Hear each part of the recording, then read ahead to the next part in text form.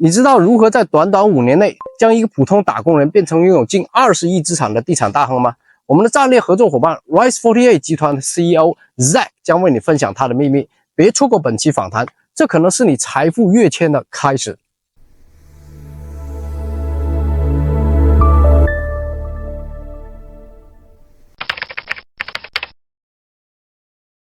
What's up, my friends? Get ready for an electrifying episode because today we have a titan of commercial real estate on the show, Zach Hamptonstall, the CEO and co-founder of Rise48 Group. In just 5 years, Zach and his team have crafted a multi-family housing empire, boasting over $2 billion in transactions and snatching up around 50 assets with almost 10,000 units. With a whopping of $1.7 billion in asset under management across Phoenix and Dallas, they've executed 11 dispositions and fostered a workforce of over 250 full-time employees. And there's more. The Rise48 communities, their in-house property management, handling everything from construction to asset management. Zach, the driving force behind it all, steering acquisition, capital sourcing, and forging strategic partnership while balancing life between Phoenix and Dallas. Buckle up as we dive into Zach's incredible journey. Hi, Zach. Welcome to the show. Hey, Albert. So excited to be here. Thanks so much for having me, man. I'm really looking forward to it. Yeah, I'm excited too. You and I have been friends for a while. Yeah. But every time I read through this intro, I still want to say, wow, this is crazy impressive. So I have my first questions here. Yeah. Prior to reaching today's state, what inspired you to found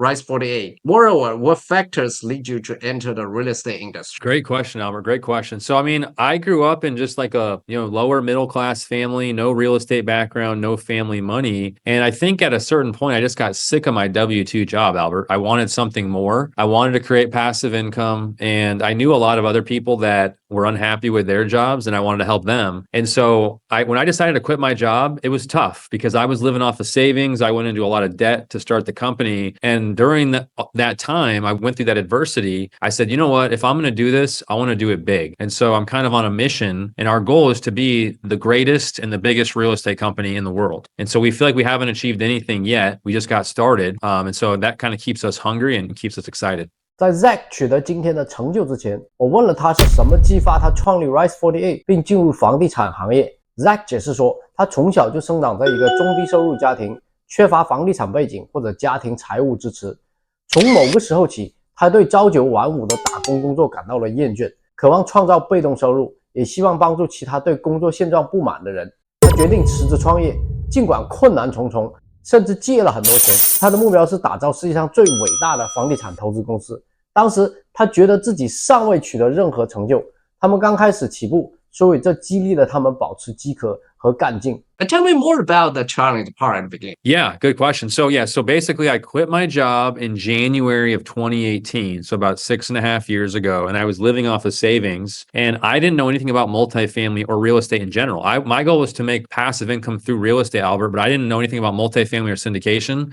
I was looking at flipping homes. I was looking at different things, but by listening to podcasts, reading books, going to conferences, I learned about multifamily. I learned about the whole idea that I can leverage my time and energy to help other people and leverage their money to create a partnership and that we can scale together. It's a win-win. That's what really excited me. And so it took 14 months, Albert, from when I quit the job to buy the first deal. Okay. I was unemployed. I was burned through a bunch of money and I put all my money into the first deal. Okay. It was not a syndication. We had no passive investors. It was just my two business partners and I and a couple other people all put big chunks in and we learned how to execute the value add plan, get into daily operations before we took any passive investor money. That gave us the experience and momentum to then go start to syndicate and raise money from other investors. So, that first 14 months were really tough. And even after that, Albert, in 2019, we owned 4 deals, $35 million worth of real estate, and I was dead broke. I put all my money in the deals and I had $12,000 of credit card debt. I had to go back and get a job and run the real estate company at night. And so it's been a grind. I made no money the first 3 years, but all the profits we started to make, we reinvested into the company to build infrastructure. And now we have over 250 plus full-time employees and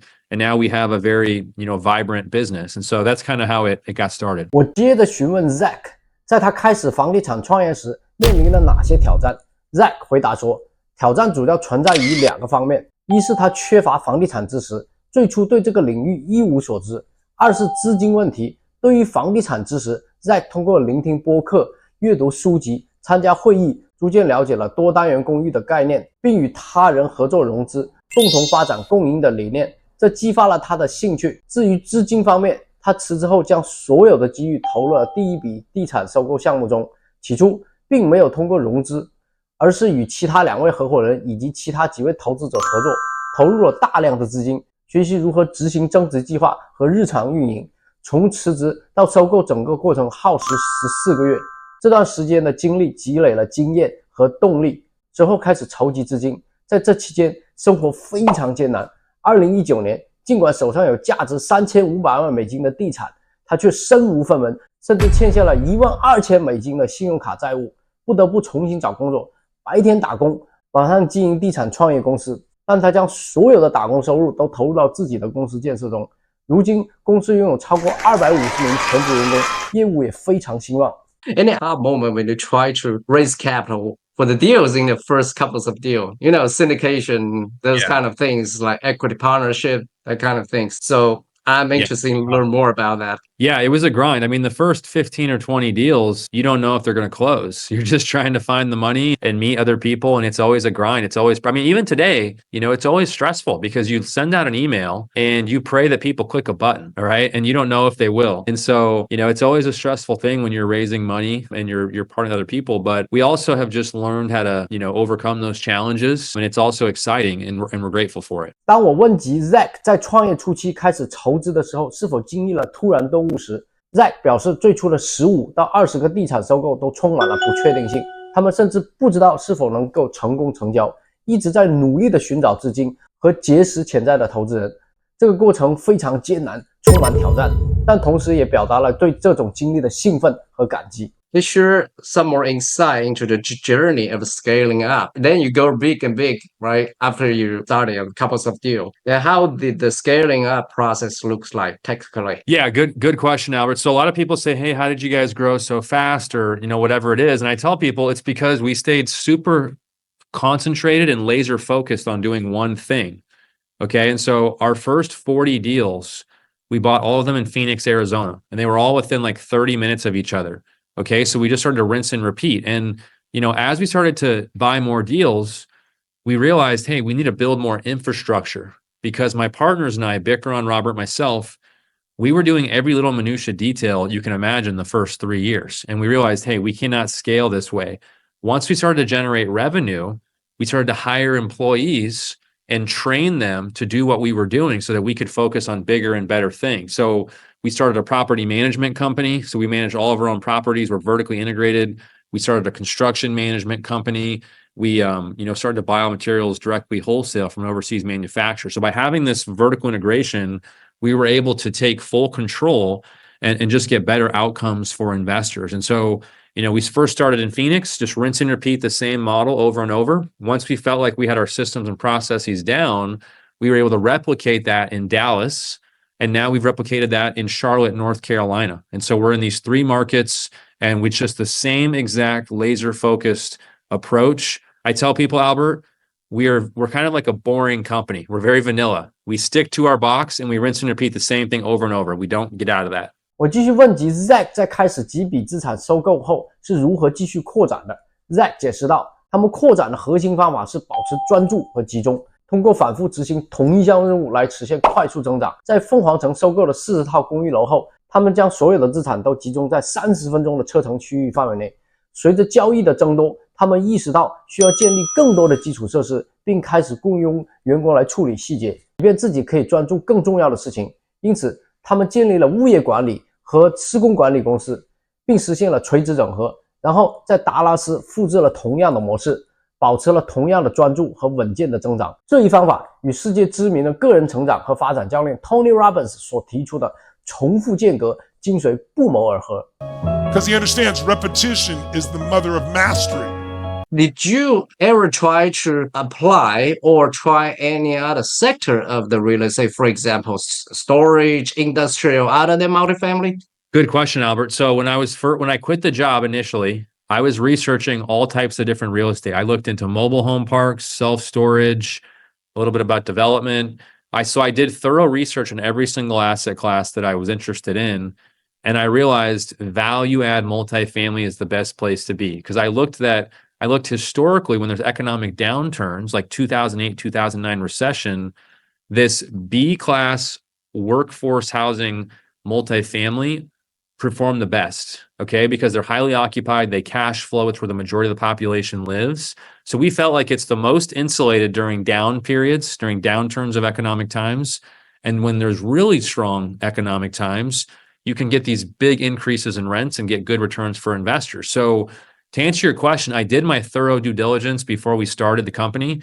And once we chose it, we have never tried anything else. Okay. We just want to be the best at what we do. So I tell people, if you want to go invest in new multifamily development, like a new build, we are not for you. If you want to go do self-storage mobile home parks, we are not for you. But if you want to do value add existing cash flowing assets, then that's what we specialize in. 当我询问是否考虑过房地产其他领域，如仓储和工业厂房时， Zach 解释了他们在创业初期就研究了各种不同类型的房地产，但最终选择了增值型的公寓地产。例如 B 级公寓楼，因为这类资产抗经济衰退能力强，入住率高，能产生稳定的现金流，并且满足了大多数人的住房需求。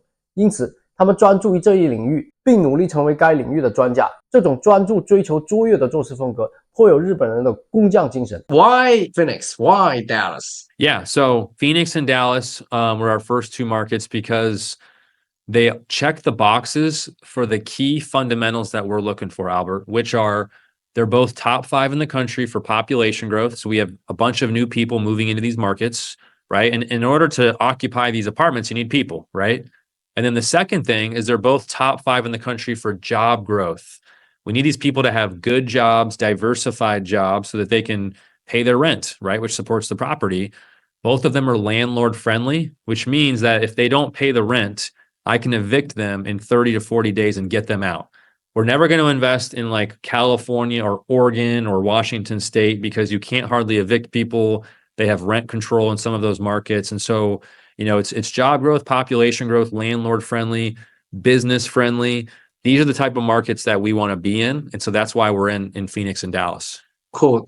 Does that mean the other type, for example, the tenant friendly state is not for sure not too good to invest in? I mean, yeah, there can always be exceptions, right? But in general, I tell people, and maybe this doesn't sound politically correct, right? But I tell people at the end of the day, we are an investment company. Rise 40 is an investment company. And my number one priority is I have a fiduciary responsibility to my investors to protect their money and to get them the best return possible. So if I have an investment, which is a multifamily apartment building, and somebody's not paying their rent, that's negatively impacting my investors, right? And so I want to get that person out of there and evict them.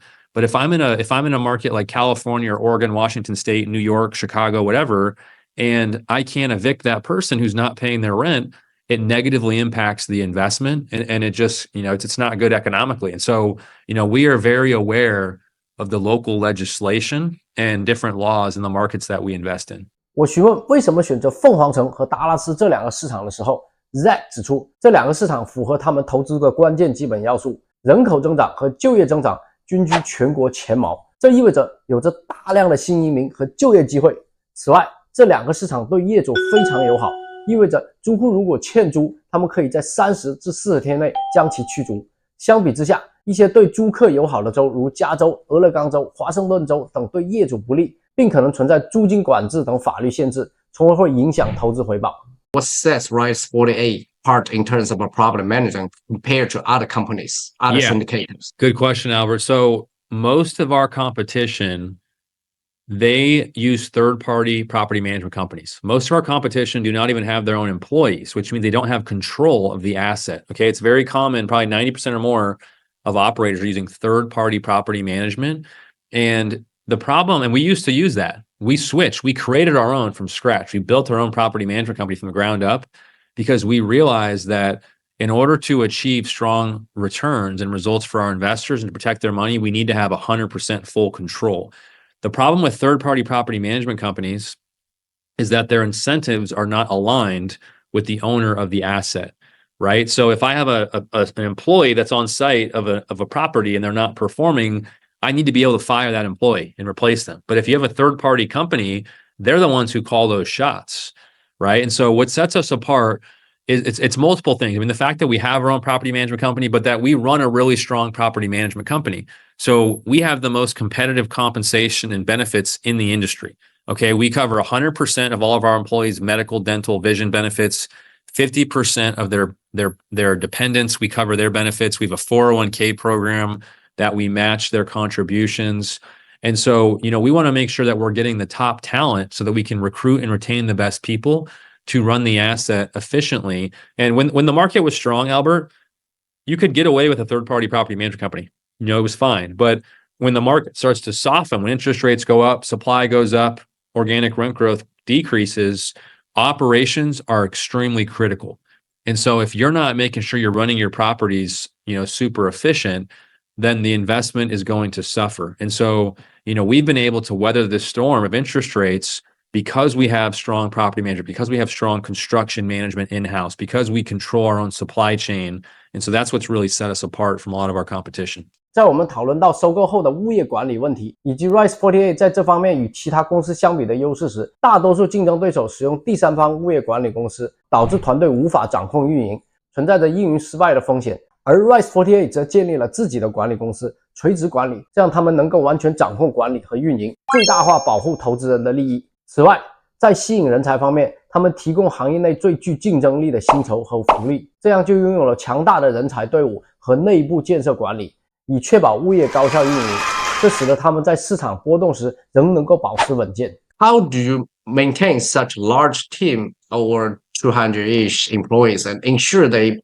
remain aligned with the company's visions and values? What approach did you take to ensure that quality of those employees? Yeah, good question. So you have to make sure that you have really strong leaders in each department. Okay, so we have a fully built out org chart where basically each department, whether it's marketing, investor relations, accounting, operations, construction management, whatever, there are directors and there are managers, and everything is going to be a trickle down effect, right? So as the CEO of a company with 250 plus employees, I don't have the time or bandwidth to interact with all of the employees. So I interact with our top key employees, like our directors and managers, right? And so I have to hold them accountable, set the tone. And then there's a trickle down effect where they understand the expectation and they need to communicate that to their staff, right? And so, we have a recruiting supervisor, a full-time recruiting supervisor who is constantly interviewing and trying to find good candidates. And when she does find somebody, they will interview with the manager or director of that department, and then they'll have full autonomy to hire that person if they think they're good. We have a full training program when they start so that they are trained on the expectations, the standards to work at Rise48 Equity. And then also, if they don't perform, we'll give them warnings, but if they keep underperforming, we fire them. We'll terminate people very quickly. And it's not that we have a rigid culture. People want to work here, but if you don't want to work here, we don't want you here, right? We're gonna compensate extremely well. You're gonna have the best benefits in the industry, and the hard workers and the top performers will be rewarded. And those who are not will not be with us. And that is very well understood. And so I think in any organization, it starts at the top and then it trickles down. But when you start to grow, you have to make sure that you've got several key leaders in different departments who are going to hold their departments accountable. And then as an ownership group, it's our responsibility to stay in communication, to maintain strong culture. But there's a lot of stuff that we do too. We do quarterly all staff meetings where we do announcements. We give full disclosure and transparency on the state of the market, the state of the company. We do these team events, which are really good for building culture. Like a couple of weeks ago, Albert, we did a kickball tournament with our entire property management team, and they all had a lot of fun. We gave them an entire day off on Friday, and we had a whole kickball tournament. It was good team building, stuff like that. But they know when it's time to work, it's time to work. And so, it all comes down to individuals. And so if you can have, a strong nucleus of good leaders, then everybody will fall in line under them. And so that's kind of how we've done it.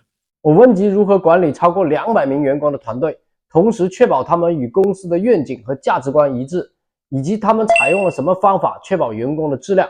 Zach 强调了核心方法，在每一个部门培养出强大的领导人，并建立完整的组织结构图。他着重强调了持续沟通与透明度、定期的全员会议和团建活动，以及严格的员工招聘和培训制度。同时，他还强调了对员工的绩效严格考核和管理。以确保公司拥有一支高效的团队。 How we balance demands of overseeing acquisitions, capital sourcing, and building partnership as a CEO, which means expand your part a little bit. Yeah, absolutely.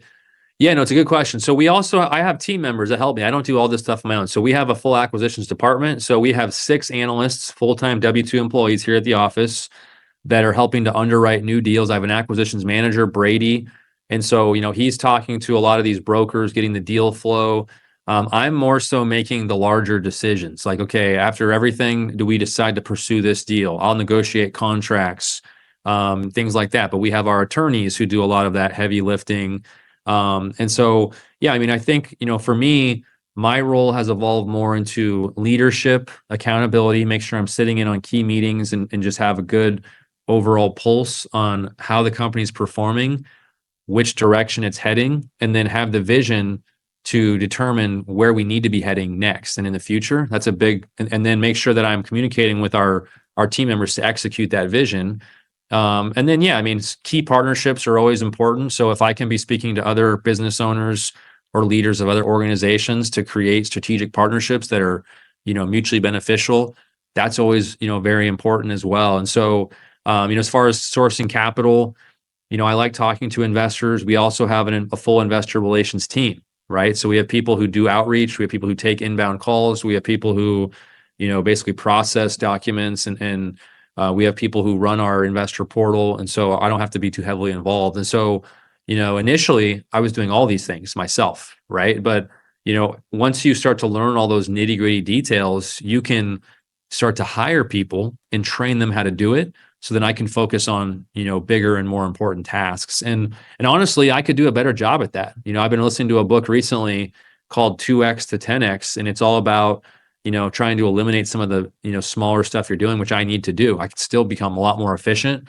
And that's kind of my plan, is to hire out some more staff. I hired an executive assistant a couple months ago, but she wasn't very good. So we fired her after a couple weeks, but I need to find somebody else. Because I think that will help take a lot of these smaller tasks off my plate. 作为公司的 CEO， 如何平衡监督、收购、筹资和建立合作伙伴关系的需求，以及如何扩展自己的角色， Zach 解释了他如何通过团队来处理各种任务。例如，在收购部门有6名分析员和1个收购经理，而专门的团队负责处理投资人关系。他强调了自己作为领导人和决策者的角色，负责确保公司朝着正确的方向发展，并与其他组织的领导人建立战略合作伙伴关系。此外，他还提到了需要更高效利用时间的计划，例如雇佣更多的员工来处理一些细小的事务。 What's your perspective on the deal sourcing? When comparing deals from brokers and direct sellers, do you have a preference for one or other? Yeah, good question. Not really. I would say like 98% of the deals come through brokers. It's very rare to have a direct seller. It has happened before. With us, happened a couple times with us now. But the brokers control the market. There's like 5 or 6 brokers who control 90% of the deal flow in these large markets. And so initially, I built these relationships with these local brokers, and they started, after you've closed a handful of deals and performed, then you create that relationship and that credibility. And so now they'll start to send you deals off market. So between Brady and myself, we're constantly in communication with these brokers. I talk to multiple brokers every week, no exaggeration, because they're constantly sending us deals, right? And so basically they'll send us financials. We have our analysts, our financial planning and analysis team. These analysts, they're going to do the initial round of underwriting. So they're going to plug it into the model. They're going to, put all the financials in there, and then they're going to get a tax projection, insurance projection. We'll have our local asset manager in that market shop the comps, plug all that into the model. Then Brady, our acquisitions manager, reviews it. Usually the deal is dead by then. Usually it's not even close. And then we'll give feedback. But if it is close, then it goes to Bikron, my partner and our CFO. Then Bikron's going to dive in, and he's kind of the master of underwriting. He used to do it all up front initially, but he's trained the other guys to do it. Then he'll dial it in and see if it's close. And then if it usually he'll kill the deal. But if he doesn't and it slips through and it's a good deal, then Bikron and I will review it and say, okay, do we want to pursue this deal? And we're looking at median income, we're looking at crime score, we're looking at new supply, and things like that. And so then we'll give the brokers feedback. So every single week we're cranking underwriting and cranking volume because it's typically like a 2% hit rate of deals that we underwrite actually make sense. And so we're constantly having to give these brokers feedback. And a lot of the time, Albert, we know a deal is not going to work from the beginning, but we still underwrite it and give them detailed feedback so that they keep sending us more deals. So it's maintaining that relationship and getting deal flow is how you can grow a business, because you have to basically, the saying is you have to kiss a lot of frogs, right? You have to do a lot of volume to find that one deal that works. 这个话题是关于收购的，具体是询问通过经纪人还是直接与卖方交易的观点，并询问是否有偏好。Zach 解释说，他们大部分的收购是通过经纪人进行的，他们与当地经纪人建立了紧密的关系，并凭借实际的表现和良好的信誉，获得很多未上市物业的收购机会。在每一个物业收购过程中，从分析到审查尽调，他们都与经纪人保持沟通和反馈，以确保良好的合作关系，并获得更多的优质物业机会。Zach 还强调，在一个市场中，90%的物业交易都掌握在最主要的5-6个经纪人手里，所以与这些经纪人建立好良好的关系至关重要。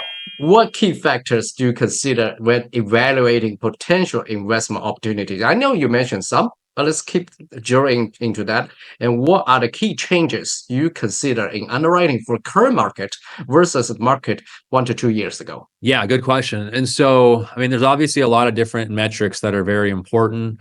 I think some of the biggest ones that can impact the model are, you want to make sure that your organic rent growth assumptions are very conservative and realistic. And so we use CoStar and RealPage. We have subscriptions to both of those data companies. We pay them thousands of dollars a year for their data, and they'll give, projections and let you know where organic rent growth is right now. So we're always in line or more conservative than what they're saying. And then, projected pro forma rents, which means that after you buy the deal, you renovate the units, and you're determining what your projected rents are going to be. You need to make sure that those are conservative and realistic, right? That you don't have these aggressive rents that you're going to renovate to. And so we personally secret shop these comps with our local asset management team, right? So they're going in there and they're looking and seeing, okay, what are other properties achieving right now? And if we renovate, what can we conservatively get to? That's another big one. Obviously, the debt is extremely important. We have a very good pulse on the debt because, we're working with a lot of repeat lenders over and over, and we know where they're sizing. We know what they will and won't do. So we're not just going in there blind on the debt. We talk to debt brokers and talk to lenders directly to always have a good pulse on where everything is at. Property taxes and insurance, those are big items, right? Those are the two biggest operating expense line items you need to be aware of. We have consultants in each market that we work with that, let us know where to underwrite property taxes and insurance, where they'll come in at. So those are some of the big, key factors that we're looking at. 到了这一部分，我们开始探讨评估潜在投资机会的关键因素，以及当前市场与1-2年前市场的核心变化。Zach 解释了在评估投资机会时所考虑的几个关键因素，包括需要保守和实际的市场层面租金增长假设以及预测，还提到了贷款、地产税、保险等重要因素，并强调了与贷款经纪人和放贷方的紧密合作，以保持对债务市场的了解。How about cap rate? Next question is about cap rate. Actually, let's expand the underwriting question. Current market conditions, especially with the likelihood of cutting rate in the near future. I've noticed that some syndication teams are underwriting deals with exit cap rate assumption lower than entry cap rate. What are your thoughts on these assumptions, and what are your strategies on risk mitigation with regard to this perspective? Yeah, great question. And so, when interest rates were low and the market was strong, yet everybody had always had that train of thought like, hey, I need to be exiting at a cap rate that is higher than my entry cap rate, right? And some people have the saying, oh, you should be expanding by 15 or 25 basis points per year on your cap rate. And we've always thought that it's smart to have a higher cap rate that you're exiting at than you're entering at. But we've never subscribed to the notion that you need to be expanding by X basis points per year, because it's just too much of a blanket type of approach, which is not conservative or realistic in many cases. And so, for an example, there were some value add deals that have been trading like a 3 to 3.5 cap when rates were low going in. And if you said that you're going to expand 100 basis points in the next 5 years, well, if you're exiting at a 4% cap rate, that's probably not conservative at that time, right? That's aggressive. So what's happened now is that, to give people an idea, there's a direct correlation between interest rates and cap rates. Okay, when interest rates go up, cap rates go up. And when cap rates go up, values go down. Okay, so right now, we're buying deals that would have sold at like a 3.5 cap value add going in cap rate a couple of years ago. And we're buying them at like at least a 5 to a 5.5 cap going in, right? And so we use CoStar, which will show you, CoStar projects 4 years out. So they're projecting where they think cap rates will be 4 years from now. We have a 5-year model. Okay, so we're projecting in year 5 of the investment, 5 years from now, where we think it'll be. Now, CoStar is projecting in all these markets that we're in that cap rates are going to compress 4 years from now, because the thinking is that if interest rates come down in the next few years, cap rates will also come down and values will go up. And so, we're relying on CoStar data and where those cap rates are projected to be when we're projecting to exit. Now, the good thing about what we do is that we structure our debt so that we have no prepay penalty, which gives us maximum flexibility to sell or refinance whenever it makes sense. Okay. And so we typically are going to renovate all these units in the first 2 years and push the revenue and the net operating income to increase the value. So by the end of year 2, if cap rates have started to compress to where I can sell and hit a good value, I'm going to pull the trigger and sell the deal. But maybe that'll be in year 3 or year 4 or year 5. So we're basically saying anytime between year 2 and year 5, if those cap rates come down, then I can sell the deal and hit a good return. And if they don't, I have a highly occupied cash flowing asset that I can just continue to hold, right? And so that's how we look at cap rates, is that we want to make sure that, it's realistic with where we're planning to exit in 5 years, and that it's conservative. 在评估投资机会方面，我们进行了更深入的探讨。我问及资本化率的问题，特别是在当前市场状况下，尤其是考虑到美联储在将来可能降息的情况下，一些团队在评估分析模型中将项目退出时的资本化率假设设置为低于项目开始时的资本化率。对此 Zach 有何看法？他指出，在利率低且市场强劲时，人们总是认为退出时的资本化率应高于进入时的资本化率，但他们并不认同每年必须按照某一个固定百分比扩张的观念，因为这种方法过于笼统，不够保守和切合实际。他们目前通过 CoStar 等大型商业地产数据公司的预测来了解资本化率的走势，并根据这些数字来制定他们的投资策略。关于资本化率，这里我要稍作解释，这里涉及到大型商业地产的估值。商业地产的价值等于净营业收入除以资本化率，如果资本化率估测过低，则价值可能会被高估，反之亦然。所以对资本化率的走势预测很重要。How do you see the future retail syndication multifamily investment evolving, and how is Rise 48 positioned to adapt? Yeah, well, I think that a lot of retail syndication groups are going bankrupt right now. A lot of the competition is just completely getting wiped out. Because as interest rates skyrocketed, a lot of these groups didn't structure the debt appropriately. They could not execute the value add plan to force appreciation and offset the big increase in interest rates. And so capital calls have become a norm across the country. I mean, I think most groups now have probably done a capital call. We have never done a capital call, and we're proud to say that. And it's been tough. We've been renovating these units, and it's been a big lift operationally. But I think that we've been able to weather this storm, and we'll continue to weather the storm. We don't plan on doing any capital calls. And so a lot of groups are doing capital calls. There's a lot of groups now that are getting foreclosed on. And when you lose investor money, that goes on your track record forever. Okay. And they're probably done. I mean, who's going to want to invest with them again in that scenario? So I think that the whole retail syndication industry is going to get, it's going to be diminished. I think there's going to be, fewer groups that are still doing it. As from like an operator perspective, I think a lot of people that were operators are just done. They're out of the industry, or they're transitioning to just being like more of a fund manager or some type of capital raiser. Maybe they're going to get a registered broker dealer license and partner with operators. And so, yeah, I think that it's definitely gotten thinner. So I think the groups that can prove that they have infrastructure and are operationally efficient and weather this storm until these rates come down, the market recovers, the groups that can do that, I think, will grow exponentially on the other side of this.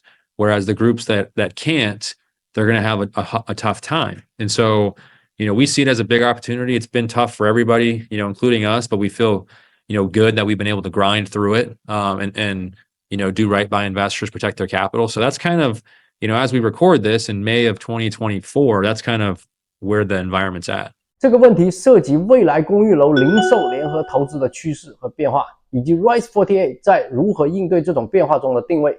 Zach 指出，当前许多零售联合投资团队都面临破产的困境，因为很多竞争对手没有良好的债务结构，无法执行增值计划来抵消加息带来的影响。